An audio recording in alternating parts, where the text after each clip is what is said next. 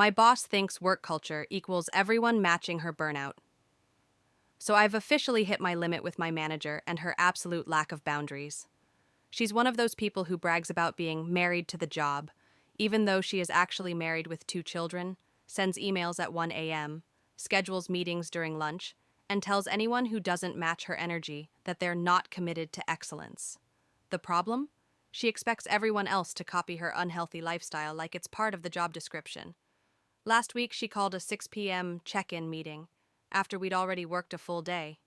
When someone politely asked if it could be pushed to morning, she hit us with, "We all need to make sacrifices when we're passionate about what we do." Translation: she lives at work, so work is supposed to live in us. Let me be clear, nobody is slacking. Deadlines met, goals exceeded, deliverables delivered. If you look at our performance reviews, we're doing great. But she acts like productivity only counts if you're visibly exhausted. There's no such thing as after hours to her, just a never-ending extension of the day. The kicker? She started framing overtime as team culture, as if burnout is a value statement. She uses language like, "We're building a high-performance culture. We have to show senior leadership we're all in. I can't be the only one staying back to get things done. Sis, you're not staying late because of the job. You're doing it because you don't know how to log off." It's wild because she talks about strategy, innovation, and employee engagement, but the actual culture she's creating is fear-driven, boundaryless, and rooted in guilt. We've had people literally afraid to close their laptops before 7 p.m. because she'll make snide comments the next day like, "Hope you enjoyed the early evening off."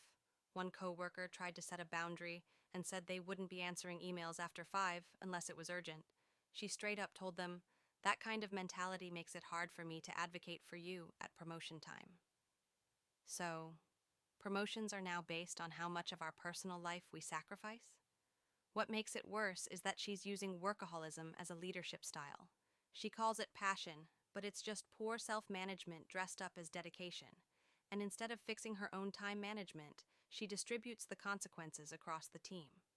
It's the perfect example of how toxic leadership confuses personal dysfunction with company culture. Instead of managing workflow, she uses guilt and shame.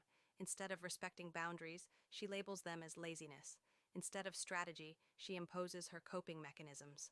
"I don't mind putting in extra time when there's an actual emergency or a major deadline." But manufacturing urgency because you don't have a life outside the office? That's not leadership, that's projection.